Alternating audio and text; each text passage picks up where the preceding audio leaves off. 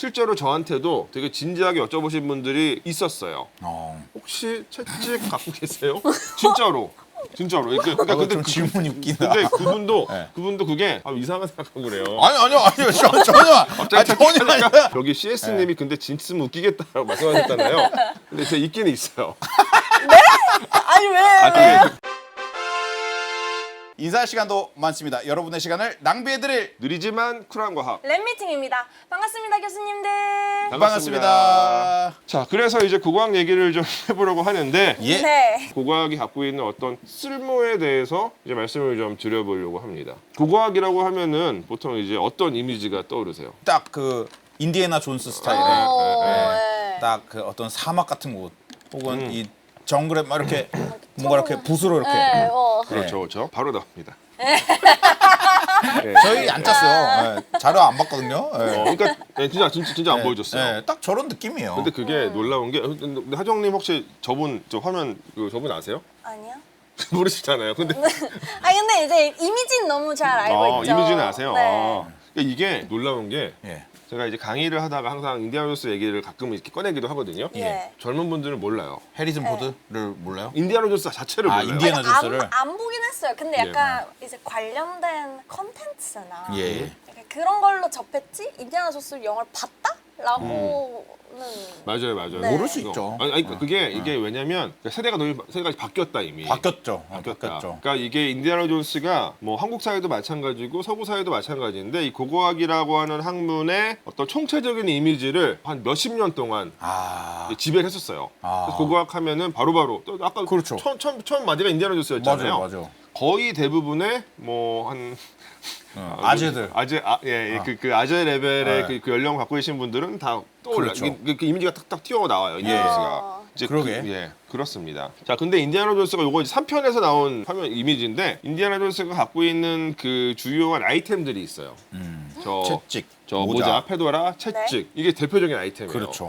그러니까 뭔가 고고학자들은 항상 채찍을 갖고 다닌다. 채찍이 왜 필요해요, 근데? 그러니까요. 그러니까. 그래서 고고학자 채찍이 필요 없죠. 근데 인디아나 존스가 갖고 있는 이미지가 너무나 강력하다 보니까 실제로 저한테도 되게 진지하게 여쭤보신 분들이 있었어요. 혹시 채찍 갖고 계세요? 진짜로. 그러니까 근데 좀 질문이 웃기다. 근데 그분도 네. 그게 이상하게 생각하고 그래요. 아니요 전혀. 전혀 아니야.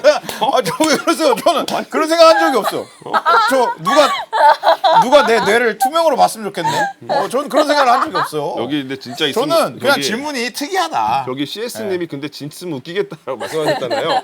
근데 제가 있기는 있어요. 아니 왜? 왜 갖고 계시죠? 왜 있냐? 그게 더 이상해요. 네, 그러니까요. 그러니까 어쨌건 이제 저한테 질문하신 분이 있었다 말씀드렸잖아요. 예. 제 대답은 당연히 고고학자는 채찍을 쓰지 않습니다예요. 예. 근데 어떤 분이 채찍을 선물해 줬어요. 그렇죠. 어울리니까. 그러니까 인디아나 존스처럼 해봐라. 그래서 선물해 줬어요. 채찍을 사용해 보신 적 있나요? 없어요. 그렇군요. 그냥 포장도 안 풀었어요. 포장도 안 풀었군요. 근데 제 서랍 네. 속에 들어 있어요. 아, 어디 있는지도 기억이 나요. 지금 아. 찾을 수도 있을 것 같아요. 알겠습니다. 이게 모자는 있죠. 모자는 네. 많이 있어요. 모자는 여기는 제가 지금 자료 화면이 없는데 이 페도라를 쓰는 고고학자들은 되게 많아요. 왜요? 멋있으니까. 오. 멋있으니까. 네, 멋있으니까 진짜로. 예. 그리고 이게 약간 이제 역사적인 배경을 보면 그러니까 인디아나 존스 이전의 고고학자들도 그러니까 영화가 만들어지기 이전의 고고학자들도 페도라 쓰는 경우 되게 많았어요. 왜냐면 이제 그 당시에 20세기 뭐 중반 초반 당시에는 야외 활동을 할 때 그 서구권의 중산층 이상의 남성들은 이렇게 모자를 쓰는 경우들이 많이 있었기 때문에 그러다 보니까 사진 같은 거 보면은 고고학자들 과거 20세기 초반 고고학자를 보면 쓰고 있는 사람 되게 많아요. 예. 그래서 이제 고고학자들도 쓴다. 모자는 저도 있다. 불편해요. 그렇죠. 사실 이게 불편하고 그래서 간지템이죠. 저도 이제 야외 뭐 이를테면은 뭐 답사를 나가거나 혹은 발굴을 나갈 때 안 예. 써요. 그럼 그냥 야구 모자 쓰고 가요. 하지만 모자도 있고 채찍도 있으신. 네. 쓰지 않지만. 이제 심지어는 비슷한 가죽 자켓도 있고 또 비슷한 가방도 있어요.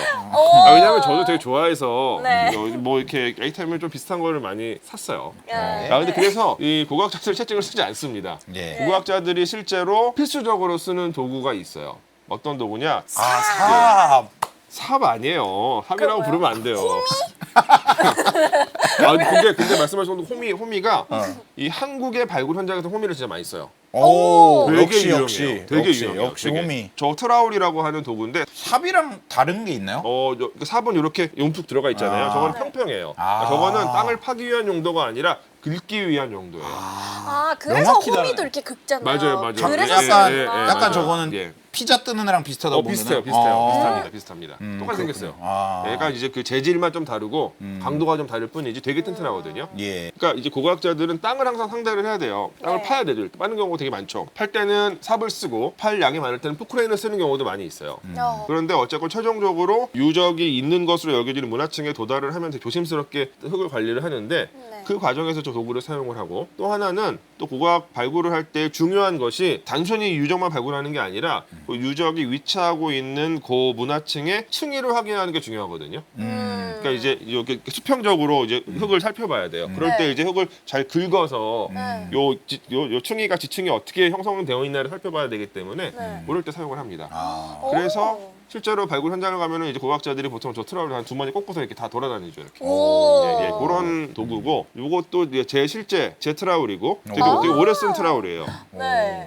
거의 한 7, 8년 이상 저 당시에 이미 썼었던 트라울이고 그리고 저 트라울이 놓여져 있는 땅이 이집트예요. 이야. 이집트에 써있죠. 이집트의 텔 무투비스 유적이라고 하는 예. 그 유적 현장에서 제가 사용하다가 찍은 사진이에요. 네. 그래서 고고학자는 필수적으로 하는 작업이 이제 발굴이라고 하는 작업인데 그거는 고고학에서 다루는 데이터를 확보하기 위한 작업이라고 생각하시면 돼요. 야. 뭐 이건 제가 참여한 발굴은 아니고 그냥 제가 인터넷에 구한 사진인데 이제 아부시르라고 하는 이집트 그 피라미드 제5왕조 시대 피라미드들이 있는 유적지에서 이제 발굴하고 있는 그런 장면입니다. 그래서 언제나 고고학은 고고학자들은 이제 흙과 투쟁을 그렇죠. 펼쳐간다 이런 말씀을 드리고 싶어요. 네. 자, 그래서 이 고고학이라고 하는 학문을 정의를 해보면 인류가 남긴 물질적인 자료를 통해서 문화를 복원하는 그런 학문이다 이렇게 이해해 주시면 될 것 같아요. 네. 근데 요거는 이제 교과서에서 쓰는 정의인데 저는 약간 조금 더 간결하게 설명을 하고 싶거든요. 네. 그래서 제 나름의 정의를 만들었는데 요게 제가 사용하는 정의예요.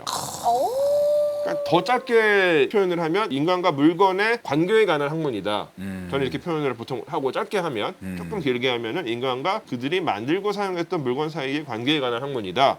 라고 보통은 설명을 합니다. 인문학, 이게 문과는 대체로 사람을 대상으로 해요. 그런 거를. 어쨌건 사람이 들어갑니다. 네. 이과는 사람이 들어가지 않는 경우도 많이 있죠. 많죠. 예. 사람을 하나의 어떤 주체로서 설정을 하고서 연구하는 경우는 문과 쪽의 어떤 특수성이죠. 네. 예. 그런데 이제 고고학이 갖고 있는 그 문과로서의 특수성 가운데 그 특수성은 무엇이냐? 인간을 연구하기는 하는데 고고학자들이 다루는 인간들은 거의 대체로 죽으셨어요. 죽었어요. 그러니까 우리 만날 수 없어요. 영원히 만날 수 없어. 없는 인간들이에요. 그렇네요. 예. 그래서 고고학자들은 죽은 사람들이 네. 남겨놓은 네. 무엇인가 물질적인 상태를 가지고 그 사람을 연구하는 거죠. 쉽게 말씀을 드리면. 그래서 이게 이제 제가 설명할 때 사용하는 일종의 도식이에요.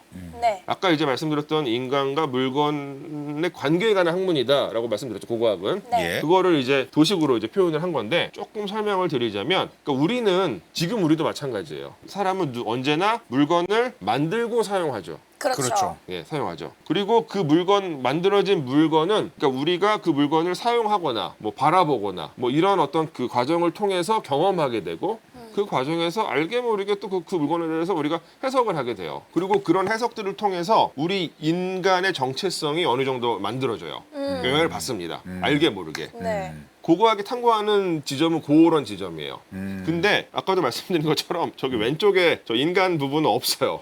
이미 사라졌어요. 고고학이 이제 탐구로 하는 그 대상 속에서는 저 초록색 부분만 남겨 있는 거예요. 초록색 부분만. 그래서 저걸 토대로 저 왼쪽까지 우리가 추론을 해내는 거죠. 유추해야 되네요. 그러면은 저 물건을 열심히 관찰하고 분석하고 막 5만 가지 방법을 통해서 다 최대한 많은 데이터를 정보를 뽑아내야 될 거 아니에요. 그렇죠. 그게 고고학적인 어떤 활동입니다. 아. 네. 자, 그래서 요 표를 이제 약간 시계열적으로 한번 조금 다시 한번 또 그려볼게요. 네. 이렇게 그릴 수가 있어요. 오. 예. 오. 문과도 이런 거 합니다. 하나의 물건에 대해서 여러 사람들이 다루는 거잖아요. 그러니까 여기서 쉽게 말씀을 드리면은 저 이제 I라고 써있는 검은색 상자를 그냥 사람이라고 생각하셔도 돼요. 그러니까요. 네. 예. 사람. 그리고 저 사람은 행위 수행자 1, 2, 3이라고 제가 써놨잖아요. 예. 다른 사람일 수도 있고 같은 사람일 수도 있어요. 네. 그러니까 시간이 다른 거죠. 같은 사람이지만. 예. 아. 예를 들어서 예, 내가 예. 저 물건을 이 완 단계에서 경험할 때와 한 번 경험을 하고 다시 이 2 단계에서 경험을 할 때에는 예. 나도 바뀌어 있을 것이고 그래서 내 정체성도 이미 I2로 바뀌어 있을 것이고 네. 저 물건도 바뀌어 있을 수 있어요. 조금은. 그렇죠. 상태가 어떤 식으로건 이제 그렇게 이제 계속해서 뭔가 어떤 다이나믹이 저 물건과 사람 사이에서 일어난다 이렇게 이해해 주시면 되죠. 네. 그리고 그 과정에서 물건을 경험하고 동시에 다시 이제 성찰을 하게 된다. 그러니까 항상 그러니까 인간은 뭐를 하든 어떤 실천을 하든 항상 자기 자신을 떠올리게 돼요. 왜냐면 그 주체성에 대한 인식이 없으면 활동이 제대로 일어나지 않거든요. 예. 네. 그렇기 때문에 성찰이 언제나 일어난다. 어떤 식으로건 그렇게 일단은 말씀을 드리겠습니다. 자, 근데 이게 재밌는 게 사실 고고학은 조금 정체성이 애매하긴 해요. 약간 그냥 약간 과학 같은 느낌이 그러니까 왜냐면 들어요, 되게. 고고학은 근본이 없어요 원래. 그러니까 원래 오늘 광역들 장난 아니네요.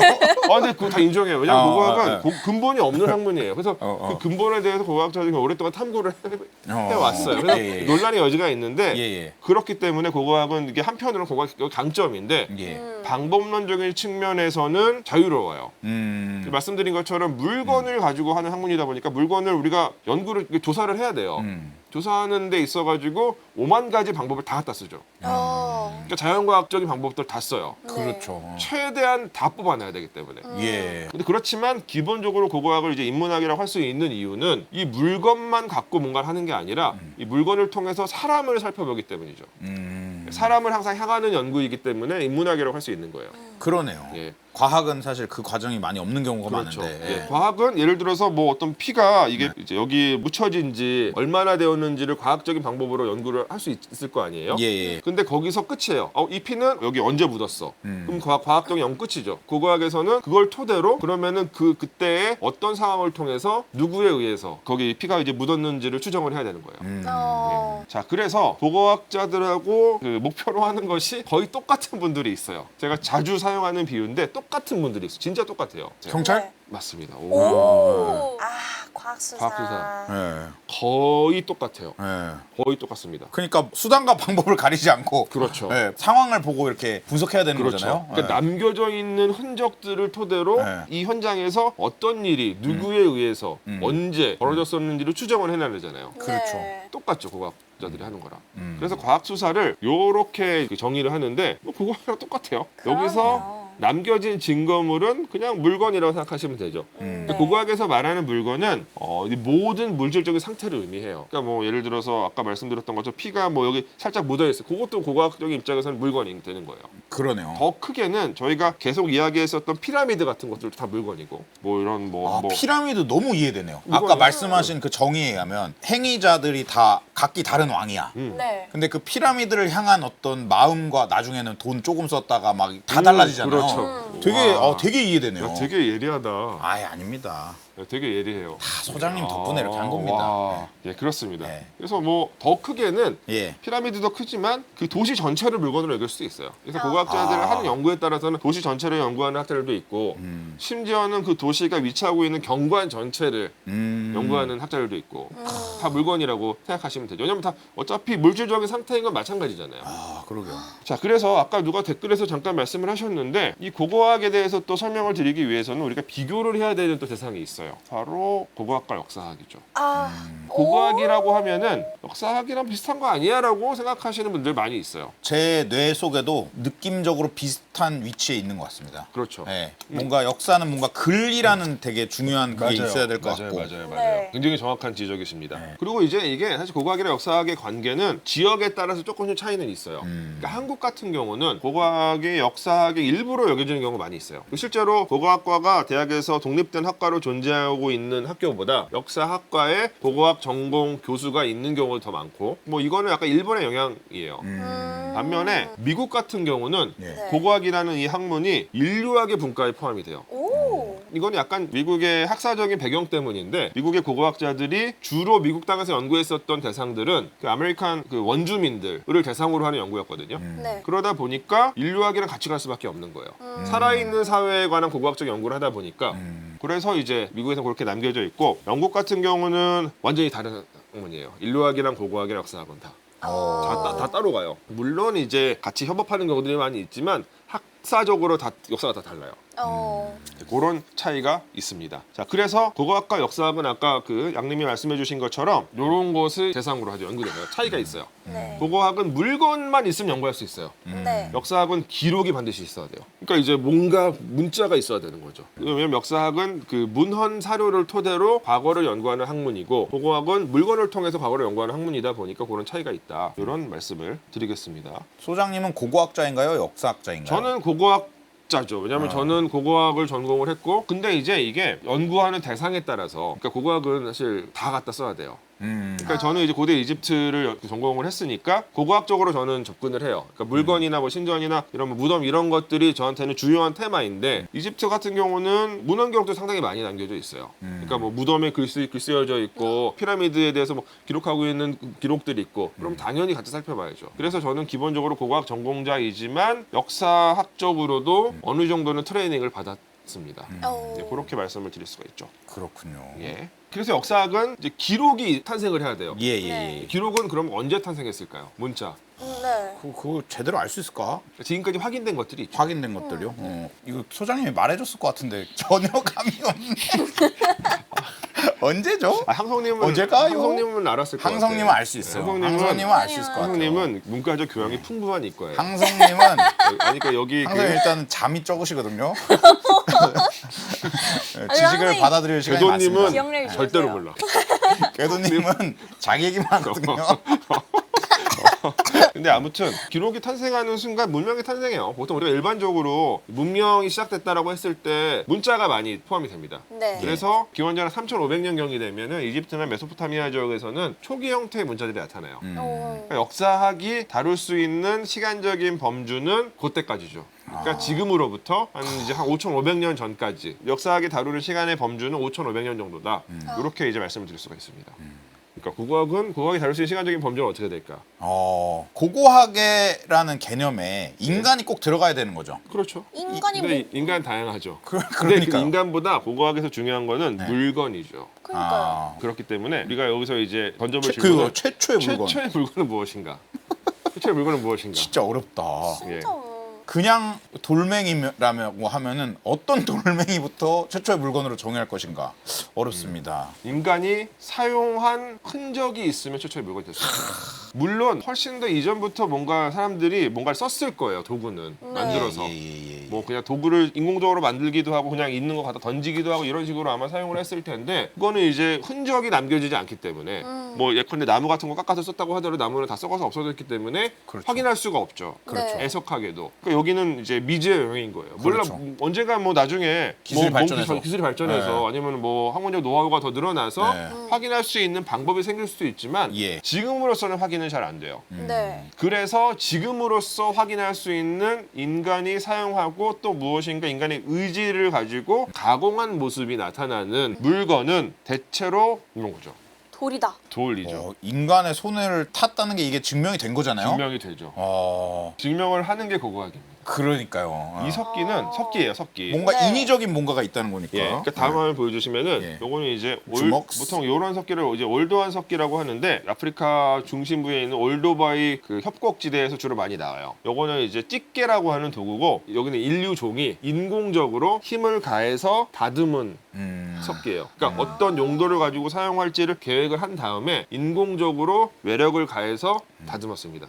이게 보통 국어학 전공하지 않은 분들은 절대로 구분하지 못해요. 거의 대부분. 그럼요. 근데 그냥 국어학 돌. 예, 네. 국어학 그러니까 이게 문과가 이래요. 문과 할 수 있어요. 왜냐면 예, 이게 그냥 자연스럽게 깨진 돌과 의지를 갖고 외력을 가해서 깬 돌하고는 완전히 달라요. 그래서 딱 보면 구분돼요. 그래요? 예, 특히 뭐 저는 사실 구석기 전공자가 아닌데 네. 구석기 전공하신 분들은 진짜 딱 보면은 구분 다 해요. 우와. 예, 그러니까 요거는 이렇게 깼네, 이렇게 깼네, 여기서 이렇게 깼네, 똑같이 만들어요. 그래요? 네. 진짜요? 똑같이. 왜냐면 이게 다 이분들은 실험 국어학도 다 하시거든요. 신기하다. 예.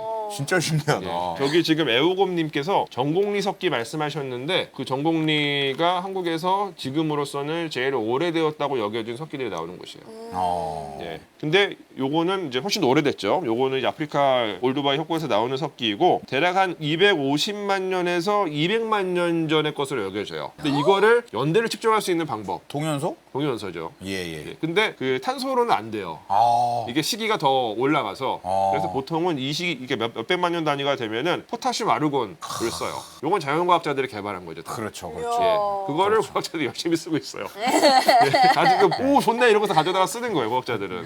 좋죠. 예, 그러니까 방사선 상승률 쓰면 또 사실은 예. 너무나 큰 도움이 돼. 노벨상 받았잖아요. 예. 그 리비였나 그분이? 리비히. 리비히. 예, 네. 예. 그분의 이름은 고고학 교과서에서 나와요. 그렇죠. 그래서 저희도 그렇죠. 그 고고학 방법론 같은 거 수업 들으면 방법론은 진짜 이공계가 많이 이렇게 예, 이름이 있을 것 같아요. 그래서 그때 막 그 막 수식 같은 것도 저희 고고학과에서도 배우고 막 그래요. 예, 공부하고 시험 보고 막 그래요. 융합이 필요합니다. 예. 그리고 이 석기를 만든 존재들은 제가 아까 이제 인간이라는 표현을 쓰다가 인류종이라는 표현을 썼는데 요게 기본적으로 우리가 잘 알고 있는 인류의 어떤 진화 예. 과정에 관한 그림인데 네. 우리 이제 현생 인류 호모 사피엔스라고 하죠. 예. 네. 근데 저 올드한 석기는 저 호모 하빌리스나 호모 에렉투스 단계에서 만든 것으로 여겨져요. 고인류들이죠. 그러니까 저분들의 이 남겨진 인골 화석을 연구하는 학자들은 이제 고인류 학자들이고 저 고인류들이 만든 도구나 남겨놓은 물질적 흔적을 연구하는 학자들은 고고학자들인 거예요. 야. 같이 연구하죠. 저 레벨에서는 저 시간 단위에서는.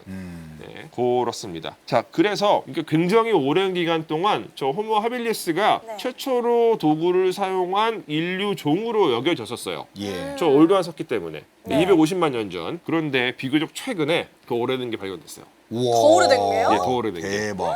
호모는 인류 속에 속하는 존재들인데 예. 이 속을 벗어나는 고인류가 이제 오스트랄로피테쿠스거든요. 예. 네. 더 이전 고인류죠. 예. 오스트랄로피테쿠스 단계에서 사용한 것으로 여겨지는 석기가 2010년인가 11년에 발견이 됐어요. 아. 그러니까 사실 제가 첫 질문했던 게 인간이냐고 여쭌 게 이것 맞아요. 때문이었어요. 예, 맞아요. 네. 예, 사실 왜냐면은 예, 맞아요. 이제 저희랑 아예 종분은 다르게 된 원숭이들도 도구로 쓰긴 하거든요. 그렇죠. 예. 그렇죠. 예, 그렇죠. 그래서 인류학과 고고학과 영장류학이 같이 고인류학과 만나는 지점들이 있어요. 그렇군요. 밀접하게 같이 연구하는 경우도 있고요. 그래서 고고학 전공을 해도 뭐 이런 그 말씀하신 것처럼 영장류학도 수업 배워요. 아, 저 그래요? 심지어 저 학부 때 그 동물원 가서 원숭이들 막 다 사진 찍어가지고 예. 리포터 쓰고 막 그랬어요. 아. 예. 그럼 언제까지 가능한 건가? 이 자. 커버가 가능한 게? 다 왔어요. 그래서 예. 이거 보시면은 예, 예, 예. 이게 지금 확인된 제일 오래된 도구예요. 예. 330만 년 전. 이제 케냐 로메크위 유적에서 이제 발견이 돼서 뭐 일반적으로 로메크위안 석기라고 요즘엔 불러요. 우와. 그래서 한 330만 년 전까지 고고학이 다룰 수 있다.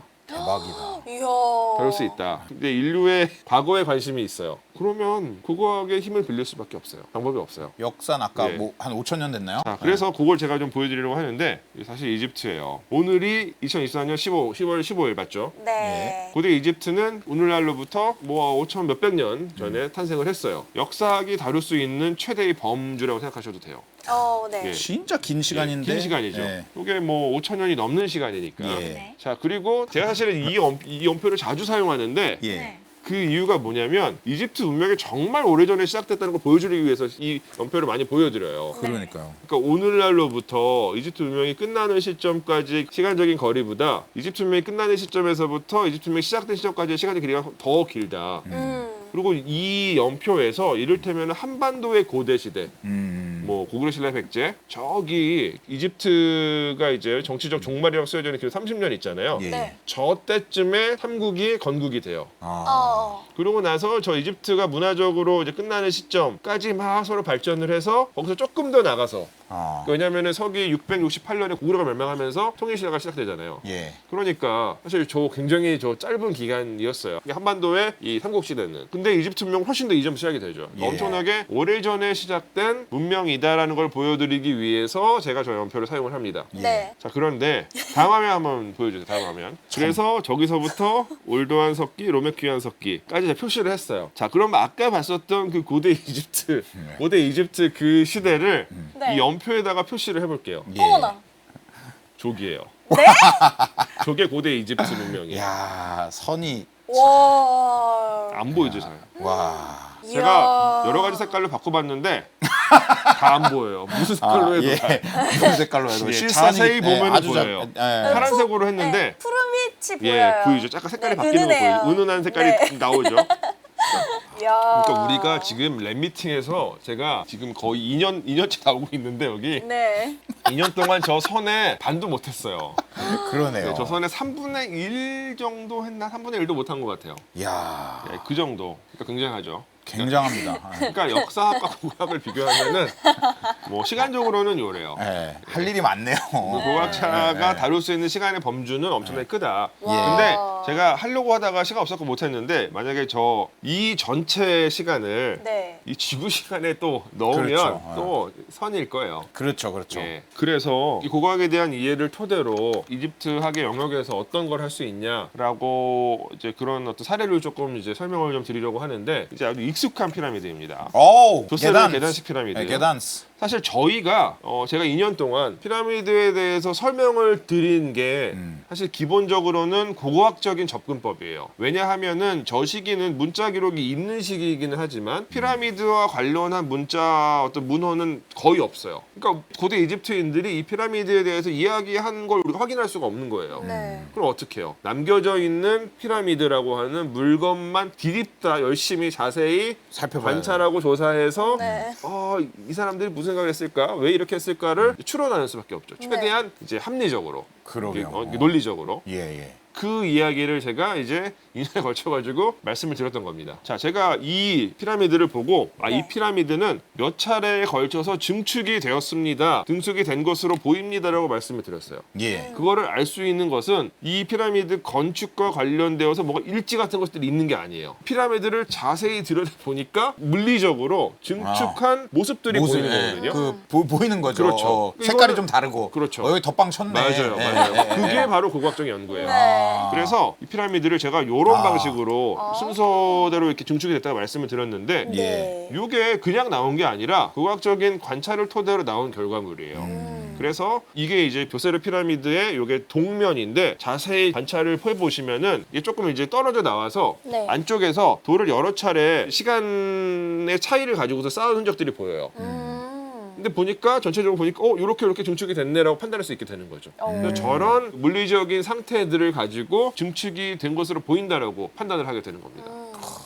그거를 이제 그냥 설명을 드렸었는데 이제 그런 판단 역시도 다 고고학적으로 이루어진 것이다 이렇게 말씀을 드릴 수가 있죠. 그리고 이게 이제 그 계단식 피라미드의 이제 지하 도면인데 이 피라미드는 과거에 지어지던 마스타바라는 무덤을 토대로 해서 그 마스타바 무덤을 이제 쌓아서 만든 것이다. 그리고 애초에는 마스타바 무덤으로 설계되었던 것으로 보인다라고 이제 또 판단을 이제 내렸는데 예. 그건 역시 요 남겨져 있는 상태를 가지고 추론을 한 거예요. 왜냐하면 화면 다시 보여주시면 수직갱을 통해서 지하의 매장실과 피라미드라고 하는 상부 구조가 연결이 되어 있는데 저런 모습은 과거에 지어지던 마스타바라고 하는 무덤에서 나타나요. 그렇기 때문에 요거는 마스타바의 형식을 계승하고 있는 것이구나 라고 얘기할 수 있는 것이고 동시에 애초에 아까 이제 이렇게 피라미드가 증축이 되었다 말씀드렸죠. 예. 증축되기 전의 상부 구조 역시도 과거에 지어지는 마스타바의 형태이기 때문에 애초에 이 돛세르 피라미드는 마스타바로 설계가 되었지만 어떠한 이유에선가 증축이 일어난 것으로 보인다 이렇게 이제 판단할 수 있는 거죠. 근데 그러면 이제 증축이 일어난 것은 어떤 사실적인 판단이죠. 사실적인 판단이니까. 네. 근데 그 다음에 더 나가야 되는 것은 왜 증축을 그렇게 했을까? 이 부분인데 네. 뭐 문자 기록이 있으면 사실 좋아요. 파라오가 야씨 나 오늘 이거 봤는데 마음에 안 들어서 이렇게 해야겠어 라고 뭐 일기 같은 거 썼으면은 더 쉽게 알 수 있죠. 네. 물론 이제 문헌 기록이 있다 그래서 그 자체로 사실로 받아들이기는 어렵지만 어쨌건 훨씬 더 도움이 되는데 이건 그런 건 없어요. 그래서 여러 가지 정황들을 토대로 이제 판단을 하는데 일단 보니까 피라미드 입구는 북쪽에 있어요. 북쪽에. 그리고 이때 이제 동원되는 것이 이 시기에 문헌은 없어요. 네. 근데 후대의 문헌들은 좀 있어요. 그러니까 이제 추론을 하는 거죠. 그 후대에 쓰여진 문헌들은 이 시기에 있었던 어떤 의식과 어떤 모정의 관계가 있다. 그러니까 계속해서 그 의식이 이어졌을 가능성이 있다라고 전제를 하면 후대의 문헌들에 쓰여져 있는 내용을 토대로 조금 더 과거에 있는 그 이제 고고학적인 흔적들, 유적을 어느 정도 설명을 해볼 수 있는 거죠. 네. 물론 이 전제가 틀릴 수도 있지만 뭐 지금 할 수 있는 최선이니까 예, 그게. 예. 그래서 근데 후대의 문헌을 보니까 이 파라오들이 이 당시에 고왕국 시대 때는 이거는 죽고 나면 하늘로 올라가서 어떤 별과 동화가 된다라고 사람들이 생각을 했었다. 근데 그 별이 저기 북쪽에 있는 주극성이다. 그래서 피라미드의 입구는 북쪽에 만들어진 것으로 여겨진다. 왜냐하면 파라오의 영혼이 나가야 되니까 통로로서 그렇게 이제 판단을 하는 거죠. 물론 이거는 다 일종의 가설이에요. 여러 가지 정황들을 토대로 물리적인 증거들을 토대로 내려진 가설입니다. 근데 이 가설이 또 다른 물리적인 증거들, 고고학적인 증거들을 토대로 어느 정도 또 지지가 되면 더 단단한 가설이 되는 거죠. 뭐 근데 갑자기 어느 날 문헌이 딱 발견이 됐어요. 그냥 북쪽에 우리 엄마 집이 있어서 이렇게 그럴 수 있죠. 만들었다라고 하면 이제 지금까지 바로 있었던 뒤집히는. 가설이 뒤집히는 거죠. 그래서 저희가 지금까지 했었던 설명들을 다 고고학적인 것이다 이 얘기를 드리고 있습니다. 자, 그래서 자 다음에 우리가 이제 계단식 피라미드가 몇 차례 지어졌다가 일반 형태의 피라미드로의 전환이 일어났다라고 또 말씀을 드렸어요. 예. 네. 근데 그 말씀을 드리는 과정에서 변화가 일어나는 과정에서 태양 신앙이 점차 강화된 것으로 보인다 이렇게 또 말씀을 드렸는데 애초에는 별 신앙이 강했고 태양 신앙이 점차적으로 강화되면서 일반 형태로의 피라미드를 짓고 싶어서 지었다 이렇게 말씀을 드렸고 근데 그 이유는 이 피라미드의 형태가 태양을 상징하는 모습이다. 그렇기 때문에 태양 신앙이 강화된 것으로 보인다라고 판단한다고 말씀을 드렸어요. 설명을 네. 드렸었는데 이 피라미드가 태양신을 상징한다라는 설명은 근데 다양한 근거들을 토대로 지지가 돼요. 이를테면 기록에 보면 이제 이집트에서 이제 태양 신학의 중심지인 헬리오폴리스에 있었던 신전에 피라미드 형태의 벤벤이라고 하는 돌이 있었다라고 이제 쓰여져 있는 경우도 있고 후대의 기록들을 봐도 피라미드는 요 태양 빛이 이렇게 뻗어나가는 그런 어떤 형태를 물리적으로 표현한 것이다라고 하는 설명들이 있기 때문에 일반 형태의 피라미드는 태양 신앙 이렇게 생각해 볼 수가 있는 거죠. 그러니까 요런 일반 형태로의 피라미드의 전환이 일어난다는 것은 태양 신앙이 점차적으로 강화된다. 이렇게 이제 판단할 수 있는 근거가 됩니다. 근데 여기에 또 하나 이걸 지지해주는 또 다른 고고학적인 증거가 있어요. 어떤 거죠? 일단 요 붕괴 피라미드 단계에서는 앞서서 이제 말씀드렸던 계단식 피라미드 마찬가지로 입구가 북쪽에 있어요. 그래서 모든 내부 시설이 다 남북축으로 만들어집니다. 남북축은 저 북쪽에 있는 별 신앙과 관련이 있는 축이라 생각하시면 되고 그런데 여기에 태양 신앙과 관련이 있는 축인 동서축이 이 피라미드 다음 단계에서부터 만들어지기 시작해요. 그러니까 태양 신앙을 더 피라미드로 표현하고자 하는 의지가 발현되었다 이렇게도 설명할 수가 있는 것이죠. 그래서 이게 굴절 피라미드인데 네. 요 꺾여져 있는 모습은 뭐 공학적인 선택이다 이렇게 말씀을 드렸었고 근데 이 굴절 피라미드 내부를 보시면 동서축이 만들어지죠. 네. 남북축과 동서축이 같이 만들어져요. 오. 이중으로 입구와 매장실과 통로가 다 만들어집니다. 그러니까 태양 신앙이 강화된다라고 말할 수 있는 뭐 나름 괜찮은 근거가 돼요. 사실 지금까지 말씀드린 내용은 문헌 기록은 하나도 없어요. 전부 다 고고학적인 피라미드의 이 겉모습, 피라미드의 내부 모습, 내부 구조, 이게 다 물건이거든요. 네. 이 물건을 토대로 후대에 남겨진 몇몇 기록들에서 유추한 여러 가지 몇 가지 사실들을 바탕에 놓고서 이제 점차적으로 이렇게 이제 이제 이론을 만들어가는 거죠. 빠져든다. 이게 최초로 만들어진 이제 일반 형태의 피라미드인데 이게 네. 이제 붉은 피라미드죠. 이 붉은 피라미드 같은 경우는 내부 구조를 보시면 아까 보셨던 굴절 피라미드는 입구와 매장실과 통로가 전부 다 이중으로 만들어져요. 근데 사람들은 대체로 힘든 거를 하고 나면 잔머리를 써서 요령을 피우거든요. 그렇죠. 그래서 요 붉은 피라미드 단계에서는 똑같이 동서축을 같이 반영하기는 하는데 약식으로 반영하기 시작해요. 그래서 매장실, 그러니까 이 피라미드 전체에서 가장 중요한 공간이 매장실만 동서축으로 놓이죠. 그리고 이 붉은 피라미드 이후에 지어진 모든 피라미드들은 다 똑같이 져요. 예, 완성된 거예요. 완전 이해돼요. 그래서 이제 이 다음 단계의 피라미드가 요 기자의 이제 3대 피라미드인데 네. 가장 피라미드가 완성도가 높던 시기이죠. 근데 이제 이때에 이제 모든 형식들이 다 완성이 돼요. 아까 이제 보여드렸던 그 붉은 피라미드에서 이제 만들어졌던 형식들이 다 이 피라미드에 반영이 되고 그래서 그 기자에 있는 그 세 개의 피라미드 가운데 두 번째로 큰 카프라이 피라미드 내부 구조 역시도 보시는 것처럼 남북축이 중심이 되지만 매장실만큼은 동서축으로 놓인다. 태양 신앙이 더 이제 강해진 상태다. 이렇게 이해를 해주시면 되죠. 그래서 저희 귀찮은데 저거는 꼭 했어야만 하는 이유가 있었다. 그렇죠. 네. 그래서 저희가 이 모든 사실을 정리한 또 이미지를 제가 이제 몇 차례 보여드렸었는데 그 이미지 예, 좋죠. 다음 화면 보여주세요. 이 이미지죠. 이거. 예. 근데 여기에다가 제가 좌측에 칼럼을 이번에 새롭게 넣었어요.